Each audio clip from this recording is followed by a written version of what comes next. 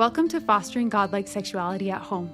Our goal here is to empower parents to teach their children to see sex in a godlike way. My name is Brigham Elton. I'm a pornography and sexual addiction counselor who've helped thousands of people overcome even the appeal of pornography. And I'm hoping to get out in front of this and try to help parents to set up their homes to chase godlike sexuality from the beginning. My name's Andrea, a mother of 4, and I'm learning alongside all you listeners and excited to have these discussions. Thanks for joining us.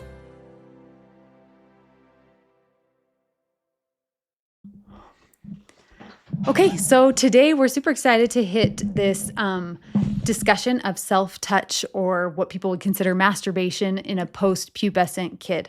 Yeah. And we're talking maybe like age 10 and up for girls, age 11 or 12 up for boys. Yeah. And that there's not like a hard line of what constitutes like post-pubescent, right? Totally. And when these experiences become a post-pubescent experience versus pre-pubescent experience, yeah. But just kind of in that ballpark. Yeah, totally. And I think like as we try to like continue our split up of the different types of self-touch, mm-hmm. right? Like there's like a new phase of exploration, mm-hmm. like right off at the beginning of like as puberty our body starts to develop, yeah. right? And as our genitals change, right? Like exploration now changes with it. Yeah. Right? Like anything that keeps changing, then it needs to be re-explored to be understood. Totally.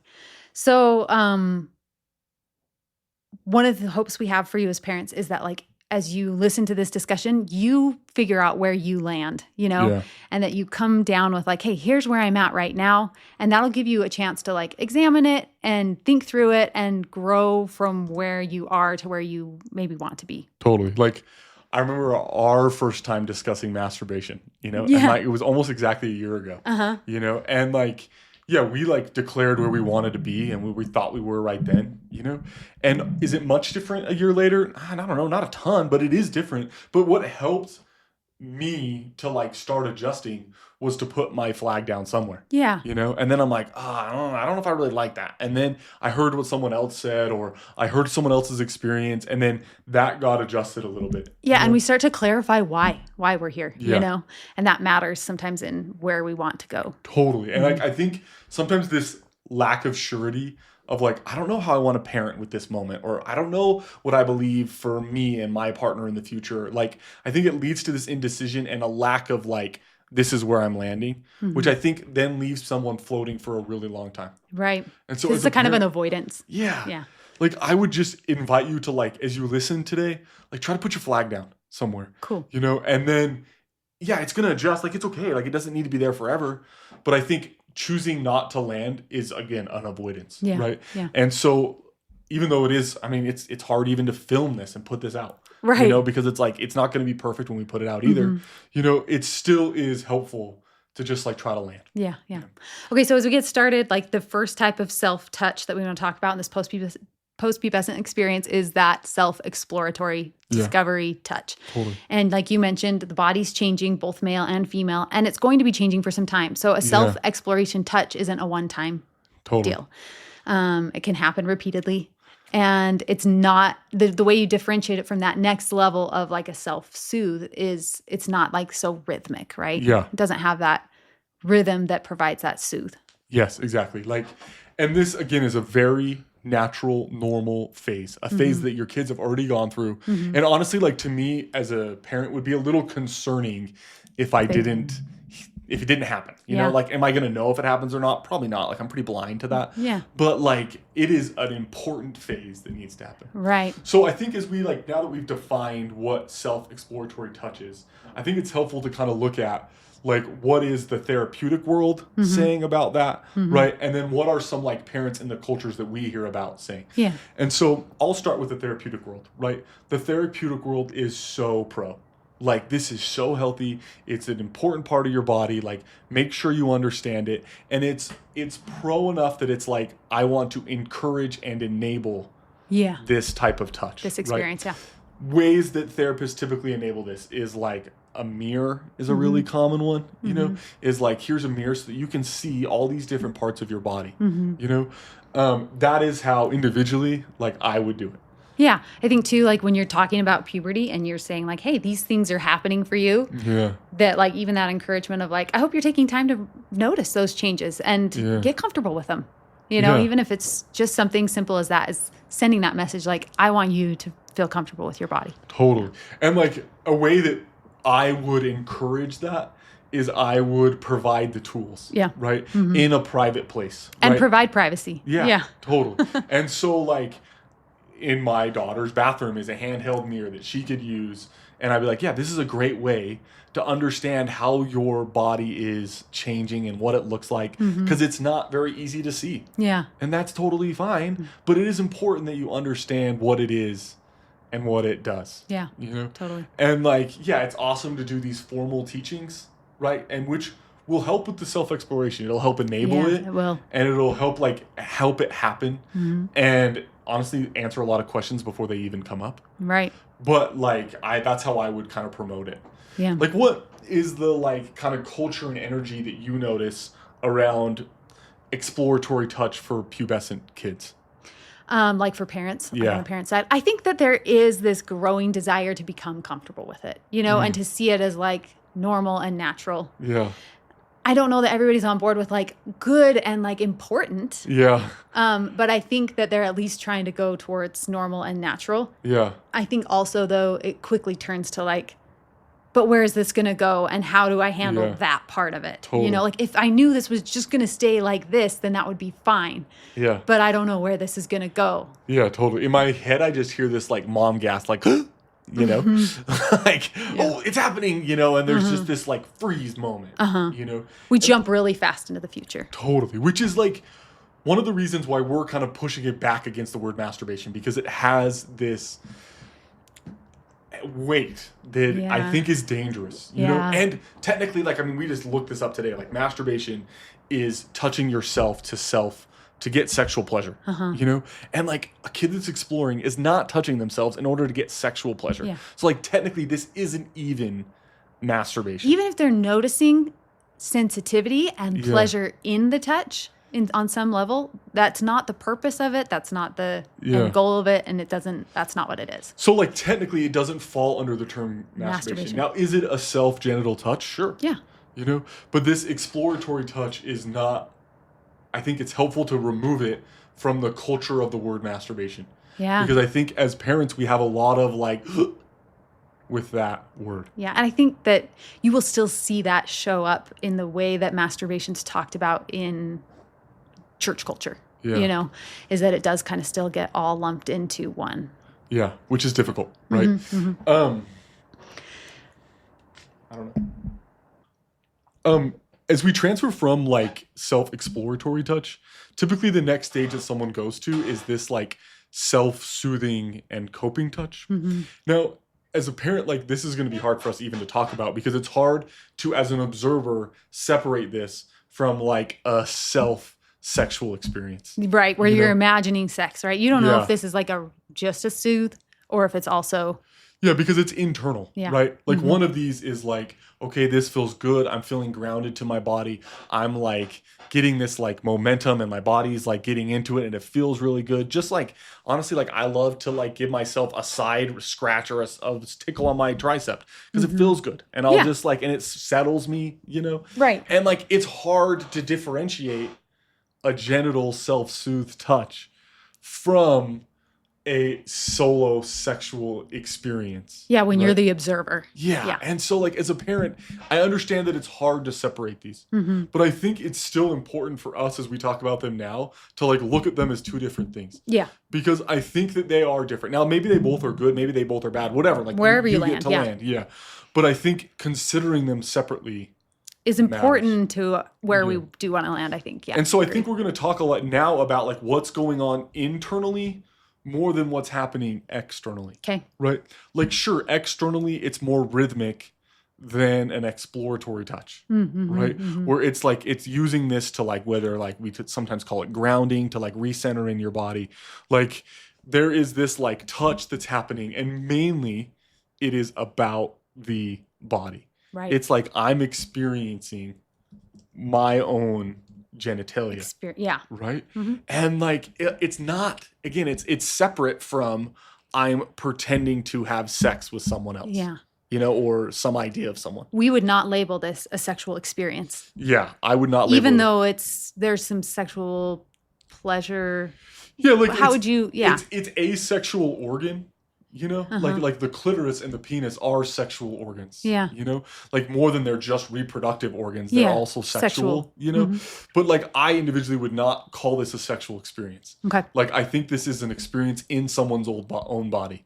You know, where sex is supposed to be with someone, and so that imagined sexual experience is where it becomes. Yeah, and I would keep those two are separate in my mind. Okay. Right now, again, hard to tell with a kid. But like I think very important is we evaluate like our own choices that we've made in the past, and like as we like learn and speak with our kid, I think being able to see these as separate really matters. Yeah. So let's talk a little bit about like where do you see parent culture with this self-soothing / coping touch? I think that mostly it's the like I don't know what to do. You know, like I know I'm not supposed to like be harsh on it. Yeah. I'm also like feel like I've learned along the way that like this might not be good in the long run because it might actually be something that's against my values if your value is like anti-masturbation, right? Totally. Or anti-solo sexual experience. So there's like a fear. I think it's just like I don't know what to do, a worry. And a freeze with that typically. Yeah. Yeah. And I would say like my own experience as a parent, if I look back, like there was a little bit of like, I can't just let this go. Yeah. You know? Oh, Like I feel like I need to say something or do something or create awareness in some way. Yeah. And I would even say like maybe one way that as parents we could see the difference as an observer is if the kid is aware of what's happening or not. Yeah. Right? Like if you walk in and they're like, oh no, I've been caught. Yeah. Now all of a sudden, either they think already that touching their own body is inappropriate, or they're having an imagined sexual experience that feels like it's supposed to be this private thing. Yeah. And they got interrupted. Yeah. Or if it's just this self-soothe, they may not even realize that they're doing it, you know? Yeah. So I don't know. I'd say, as parents, it's just kind of like a fear, oh no. Yeah. Can't let it go. Yeah, which is a hard mix where it's just like I feel frozen, but I need to do something, you know, which then just freezes us more, right? Because of that like pressure, you know. And then I see a lot of parents do a lot of this like they want to say no, and they mainly just do that, right? Where they kind of go and like this is going to be a principle of this podcast is they end up just kind of policing the behavior, and not really engaging in the value portion of it. Right. You know? And like to me, that's a place I don't want to land. Mm-hmm. Like I don't want to try to control my kids' behavior here in this area, you know? That principle is going to show up like throughout the rest of this podcast.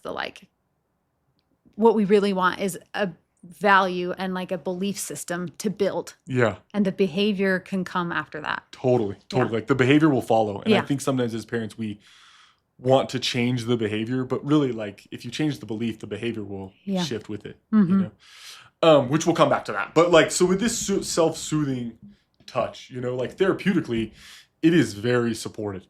Yeah. Like it is like, this is so healthy.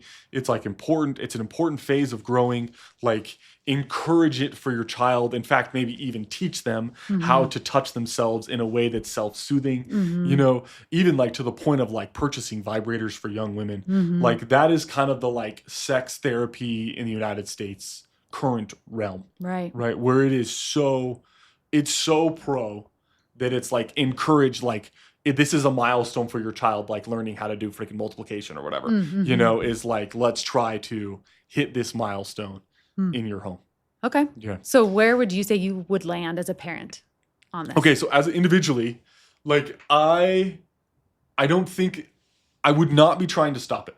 Like that is one of the first things I would say is like, if I noticed my child was doing this, I would not try to stop it.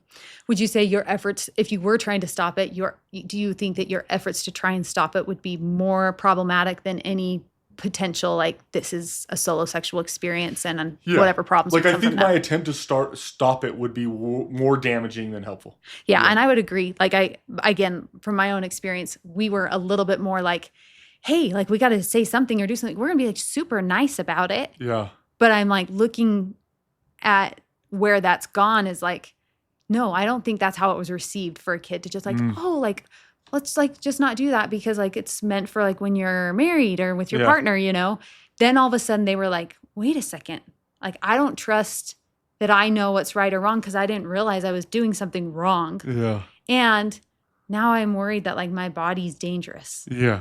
Yeah. I agree. Like, I think that this like trying to police or stop the behavior usually lands at this like really like that disconnect of like, wait, this is something like some of my body's off limits. Yeah. You know, or this like, is part of me bad? Like these feelings that felt so good in me, like that's bad. That's wrong. Yeah. You know, and I think it leads to a lot of like a confusion there, which really becomes difficult for a youth who's like, wait, this feels really good, you know, and it seems like my body's built for this, but yet I'm being told no. Right. Yeah. And there really becomes this like, wait what? Who I am naturally is wrong. Right. You know, which is a dangerous place. Yeah. You know, and I think that promotes some anxiety that then can drive even harder like habits. Right. Yeah. No, I wouldn't be doing nothing about it. You know, like when if I noticed that this was happening in a pubescent child in my home, you know, like I would be trying to make sure that my child knows other coping patterns. You know, skills. Like I do not want this to be their only skill that they have. Now, again, would I interrupt it and make them do something different? Probably not. Would you point it out? Know? Depends. Probably not. I think I would probably lean on no. Yeah. But like if my child was using masturbation to fall asleep, and I noticed that like at night when they were like maybe anxious in their own head or whatever, they were struggling to fall asleep, that they would use masturbation to fall asleep. Like I think what I would do here is I would just try to add some other skills, right? A cool thing is like most coping skills are actually very like genetic. Like what really works typically well for me and my wife typically works well for our kids. Yeah. Plus I had to help them cope for like the last 10 years of their life. Like I've learned know some of their go-tos. Some of the way that they cope, right? And so like for my oldest daughter, like touch is really helpful for her, you know? And like for me, touch is really helpful for me. Like I sleep way better if I'm like holding a pillow than if I'm just like laying on my own. You know? And so like I would be trying to teach some of those kind of skills, even if it's like, hey, let's cuddle before. And like I'd be trying to practice and hand those skills off to my child without like consciously going, I'm trying to replace that behavior. Okay. Like I would not want to send that message. Right. I just like that would be easy, I think, for a kid to read. Yes. Even if you Totally. Even if I'm not trying to send it.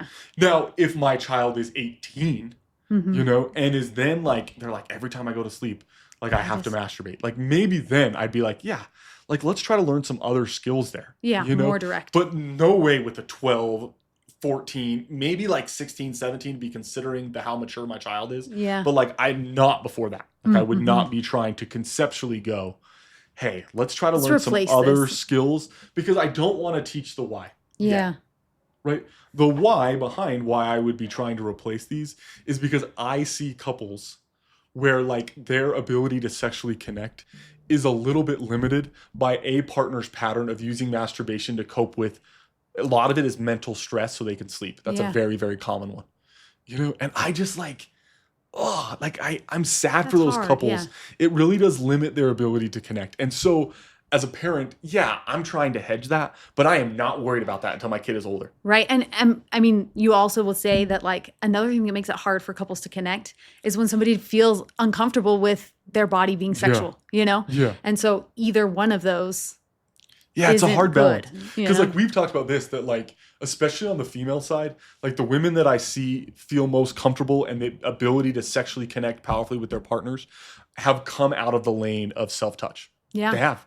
Like they've had a pattern of self-touch off and on throughout high school or a little bit in college. And like those women feel more confident in their body. They feel like they know their body and they have an easier time sexually connecting to their partner. Yeah. You know? And so that is a hard thing for me where I'm like, oh man, like I watch this help couples, you know?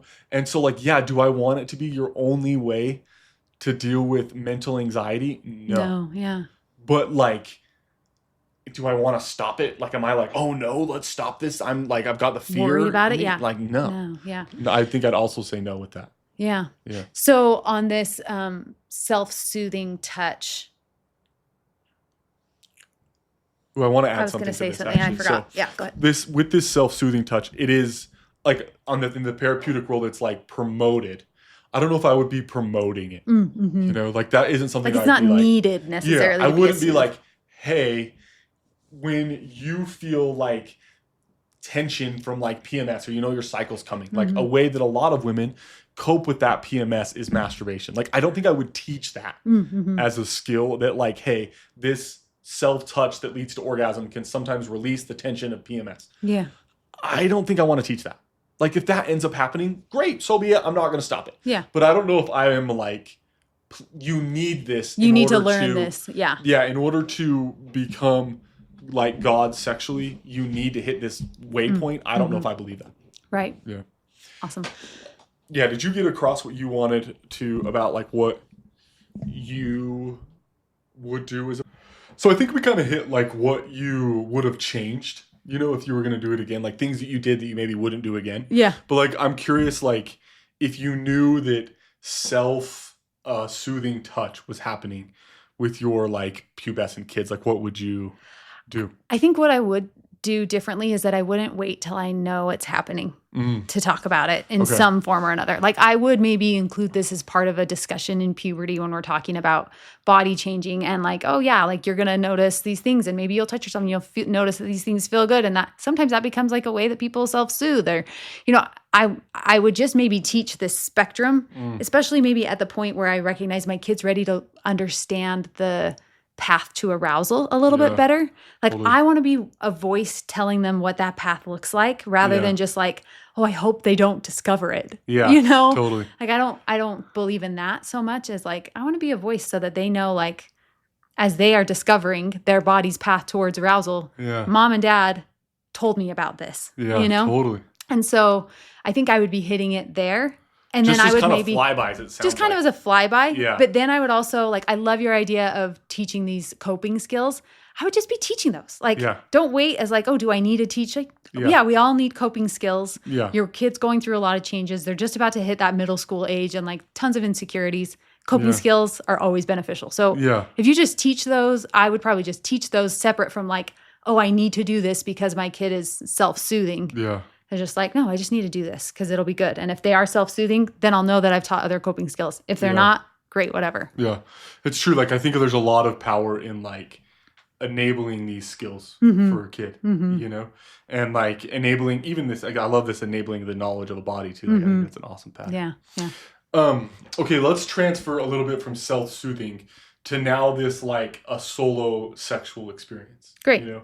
I think that there is like a spectrum to this, and I kind of want to lay this out because like, these all look the same, but there is this, again, like soothing touch. There's this like coping pattern where it's like, this is how I consistently fall asleep or deal with my menstruation, right? Or whatever, right?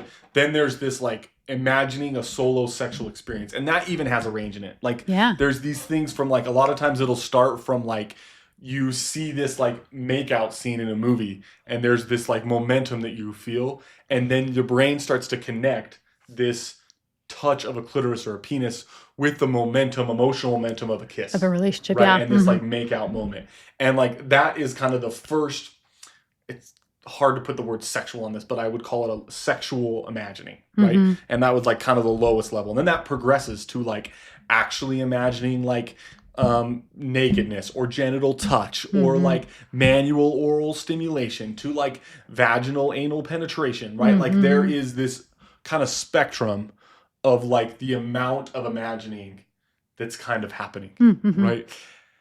That we're going to call like a solo sexual experience, right? Then after that is where we get like using something in the moment to like enhance that, whether that's imagery from Instagram or from YouTube or from a pornography website to like a story that may be erotic, maybe not. But it's like I'm using this story to get here, or I'm watching this rom-com video or music, and hitting it at this certain time. Music, like this, that is the use of pornography. Like pornography is any media that you're using to enhance your sexual arousal. And so today, again, we've kind of said these two bookends of like coping pattern, self-touch, and then like pornographic use. We're talking about in between those two, where there's this like kind of range of imagining a sexual experience while self-touching. Cool.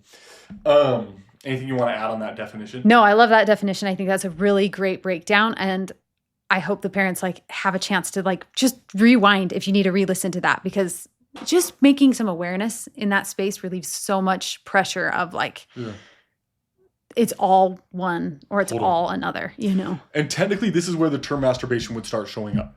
Okay. Because like it's a self-stimulated sexual experience. On like, purpose for that reason. Yep, yeah. Exactly.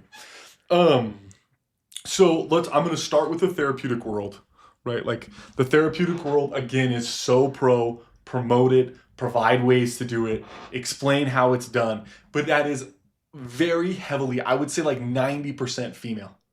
Yeah. And then sometimes there'll be like a mention in the book, like, it's good for men too. Or like sometimes it doesn't exist there at all. It's only about female learning and getting tools and stuff like that to enable it. It seems very female centric. Do you think that that is in part because like there's an assumption that like it's happening with men anyway? And that like from the therapeutic standpoint, like, oh, it's happening with men anyway. Like they're already doing it. Like we're just trying to encourage women like to have permission to join up. I think there is an assumption that men are doing it, you know? And I think like when you look at the therapeutic world, like it's not coming through our LDS culture where there's like all this like heavy don't, you know? And like I think outside of that culture, for men, it's like, oh yeah, that's just what you do. Like it's normal. Don't worry about it, you know? And like it's now that's kind of floating into pornography is normal too. Right, you know? right. But like for sure masturbation is like, oh yeah, that's what kids do. It's normal. Don't stress about it. You know? And so I think you're right. Like in those therapeutic books that aren't coming from our culture, there is this assumption of male permission to learn about their body and to self-stimulate. And that like we're trying to up that for females from the therapeutic side. Okay. Yeah. When I look at like the LDS, like the sex therapists that I know that are LDS, right? There is it's very pro for women, you know? And for men, there's the caveat more of pornography. Yeah, like, this is eventually going to be... It's good, but it'll become pornography soon, you know? And, like, that's kind of the caveat that comes with it. I see that happen quite often where men transition to pornography faster. Yeah. As visual creatures. And, like, for them, a lot of times, like, when they tie this self-stimulation touch, they kind of tie it with the look of someone, like someone's beauty and, like, the view of sex instead of, like, the emotional buildup of sex. Where, like, a woman is going to add sexual imagining because of the emotional buildup of a moment. Okay. Men are typically adding it because of the visualization of what they see. Does that make sense? And that's a quicker version of pornography. More available. It's everywhere. Yeah. It starts with like it's pretty Instagram-y stuff. It's kind of how it doesn't take a long time to get there. It doesn't take a long time to find it either. Like it's seeking them. And so it's like kind of easy for them to mix it. Yeah. But I do see boys not go there. You know, and to just say that like women have this experience with masturbation. That's just it's just like a body and it's just like imagining like connecting in my body. And it's not just like imagining sex. Like that does exist for men too. Okay. Right. And is that more of the self-soothe? I would call that more of a self-soothe pattern, like a coping pattern. Right. Okay. So it is true that like for men, we get to pornographic quicker, right? And I just think like that's an important thing to kind of acknowledge that is that true. Where women may stop at this masturbation. Yeah. Men may move into masturbation and then turn pornographic quicker. Totally. Okay. Go back and stop once you start talking about why it's kind of like allowed for men. Okay, so as we talk about this like individual self-sexual experience, like where do you kind of hear about parents thinking about this kind of touch? Yeah, I think that there's a lot of parents that are willing to like pause and consider, like, what are people saying about this? They kind of want to know. I think they see things shift, you know, there's a little bit of like, oh, whoa, this, you know, therapist or group of people think this way. It's very permissive of masturbation or pro-masturbation. And like, I don't feel super great about that. Or like, I don't think that fits in my belief system. There's this like, wait, I don't know. What do I think about this? Totally. And how do I want to teach it to my kids, or what expectations do I want to set? I think there's a desire to like support their kids. Yeah. And I think that's super awesome. I think also though that like, there's still this focus on behavior, you know, even though the desire I think for most parents is like, I want them to have a healthy view of sex and I want them to have a good, healthy sexual relationship. The measure that they're using for like, am I being successful at teaching that for my kid is like the behavior part, right? Like, well, if they're masturbating, then I'm missing something and like we aren't addressing the needs in some way. Totally. And like, do you feel like there's that same fear frozen moment for parents with this? Or is it like... I think you're right that it's very tied to pornography. It's probably very much shaped by what's their own experience, right? Like what was dad's experience? What was mom's experience with their bodies and masturbation and all of that stuff. And so I wonder what percentage of parents have actually openly communicated about their experience with masturbation. I don't know. You know? Yeah. I bet you that's pretty secret. 5? I would say it's probably pretty low. Yeah. You know, so then you're mainly assuming off of only your world, you know? And then... I love, and this breaks my heart a little bit, that moms are sometimes a little more engaged than dads, you know? And like when they're talking about their sons, I think they're like kind of assuming based on their reality, you know, or a dad assuming based on his reality instead of his wife's getting a better picture of the female, you know, it's just kind of hard. You know? I think that I can see sometimes parents like you either have dads maybe land in one of two places like, well, I kind of did that and it turned out fine. Worked out. Let's just not even think about what we want to do. Yeah. Or this like, I did that. I felt really guilty about it. I want to prevent my kid from having this like experience of shame. And so maybe we can like conquer this behavior at the front end. Yeah. Can we stop the behavior? Or sometimes can we remove the shame by not having boundary at all? Yeah. You know, like I think that is a common one. What I see from like a lot of like, I see more people coming from their parents and speaking about what their parents did more than I actually talk to parents themselves about doing what they're doing. Oh, okay. You know, but I like see a lot of young adults who had different experiences of what their parents did with like a self-imagined sexual experience, you know, and like, I had a daughter talk about how like her dad found out about it and how it just, she's like, there was a distance in my relationship with my dad that existed ever since then. You know? Yeah. And it was like, as soon as I became sexual, I was no longer my dad's little girl. Yeah. You know? And man, did that like make me want to cry. As a dad of 4 girls, I'm like, no, don't let that ever happen to you, Brigham. Yeah. You know? I hear that one a lot. I hear this like, kind of how could you? You know? Or like a lot of kids will tell me the story about like their parent maybe walking in, doing the kind of sound we talked about before. You know, and then leaving. Like, that's, like, a very common one. Like, for moms will just do that, and then they'll never talk about it again, ever. Yeah. You know? Or sometimes I'll hear about the dad that comes down and is like, so mom told me, and, you know, like, this is just, like, it's not super healthy, and... You probably shouldn't do probably that. Shouldn't, and, okay, Good see luck. ya. Yeah. And that's kind of the end. You and know? maybe mixed with this, like, because it's meant for marriage, like, trying to promote some positivity to it, you know? Yeah, totally. But, like, how is that actually received, right? Yeah, most kids don't remember that. Yeah. They don't remember the perceived for marriage. You know, and, like, when I ask kids to recall their parents' stance on masturbation, you know, they all are just like, it was bad. Like, it's a bad thing. Right. Like, it is a bad, dangerous part of your life. Yeah. You know? Yeah. Yeah. And that's kind of where I think I hear people come away. Yeah. Let's kind of go now into like, as a parent, like how would you want to, like, obviously this is an ideal, you know, and we all are carrying baggage around every day, you know, but like how would you want to deal with this type of touch?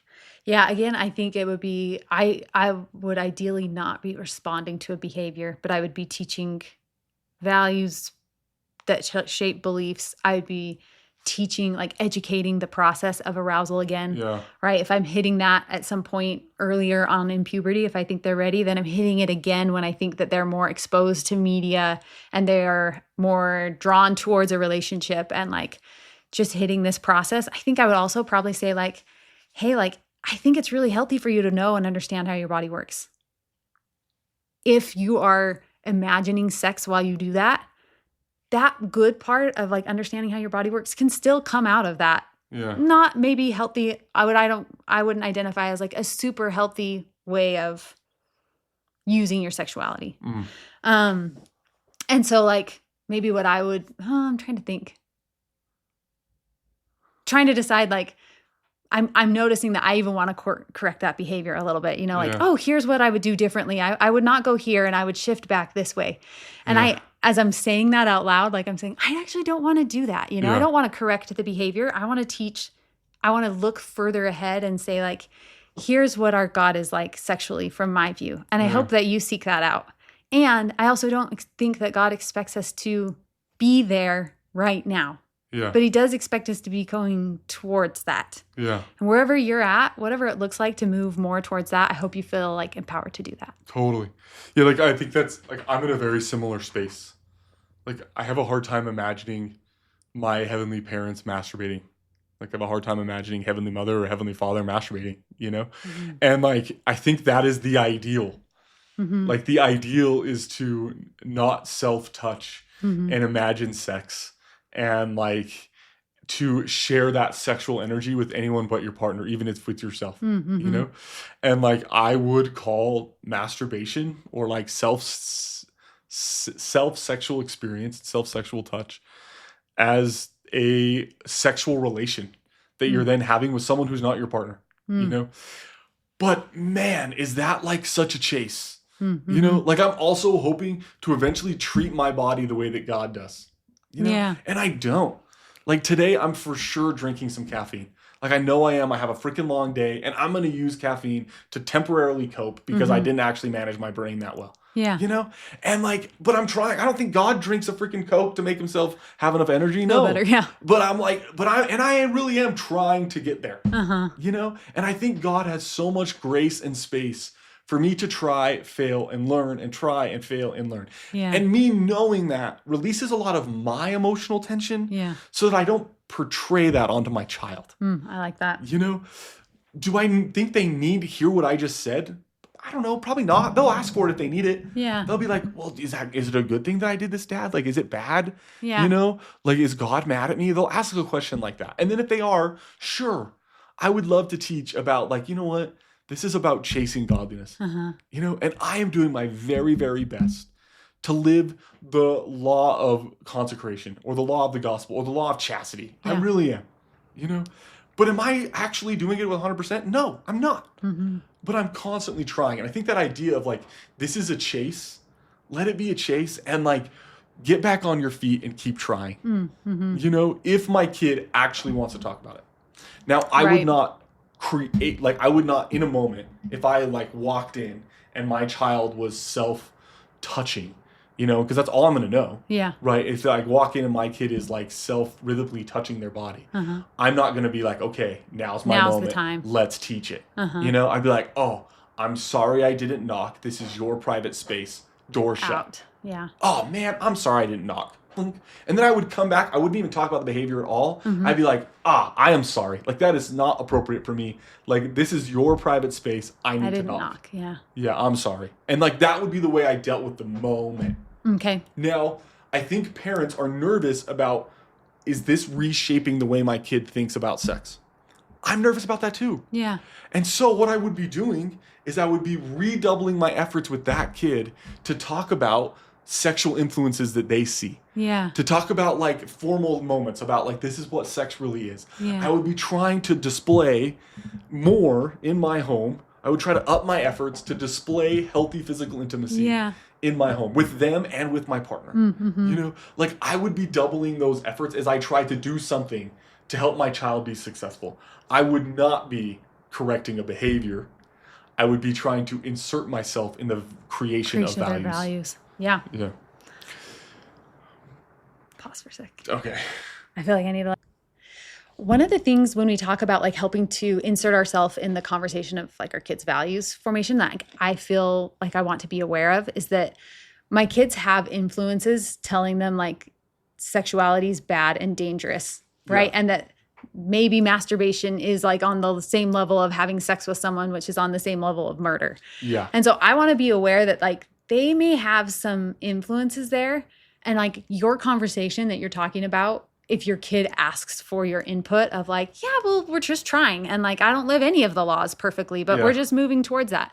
Like, I would probably also add in there, like, I would just be mindful and prioritize, like, where does God want me to focus my energy of try? Yeah. Like, if this is a space where like, it's requiring a ton of energy to try, like maybe it's just not worth it. Like let it go a little bit and see if that reduces some anxiety around it, and like engage more in healthy relationships. Like let that be your goal. Totally. And let this masturbation piece kind of work itself out, but don't stress so much over this one thing that you're disengaging from other places. Totally. I love that. Like, I think there's a lot of power in like, you're not the only influence on your child. Yeah. You know, and sometimes to speak about those is really powerful, you know, and to be like, hey, like, you know what, when I was a kid, this is kind of how it was talked about, you know, and like, I just want you to know that I don't think that's really true. Yeah. You know, and like, I think sometimes to hedge against that can be quite powerful, you know, like I'm really grateful for a dad that told bishops,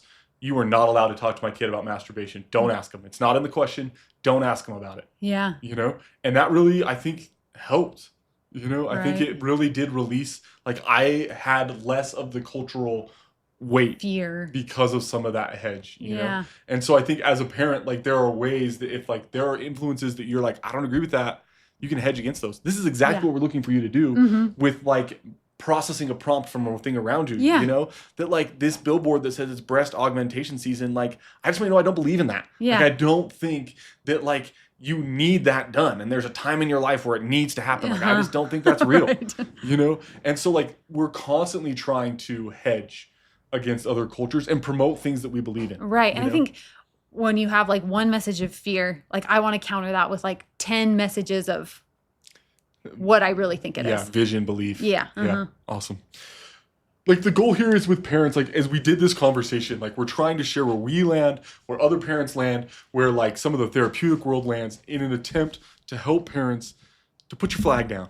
Yeah. And like land somewhere with your beliefs about all of these different types of touch. Yeah. Right. And then plan as a parent, like how do I want to teach this and handle and be involved in my kids' creation of values, right? The direction I would give more than anything is worry less about policing behavior and engage more in the values of your child and what they believe is true about certain things in life, especially their body and sex. Yeah, and maybe even consider like, even if you feel like, no, like masturbation is really scary, really dangerous, like I really don't want my kid doing that. Like if that's where you land, great, land there. And then like, just consider, if I'm going to land there, how can I also do more to influence beliefs? Yeah. You know, at least maybe bring that piece into it. Totally. Because that's where like change actually is, lasting change happens. Yeah. It doesn't change because someone says yes or no to a behavior. Yeah. You know?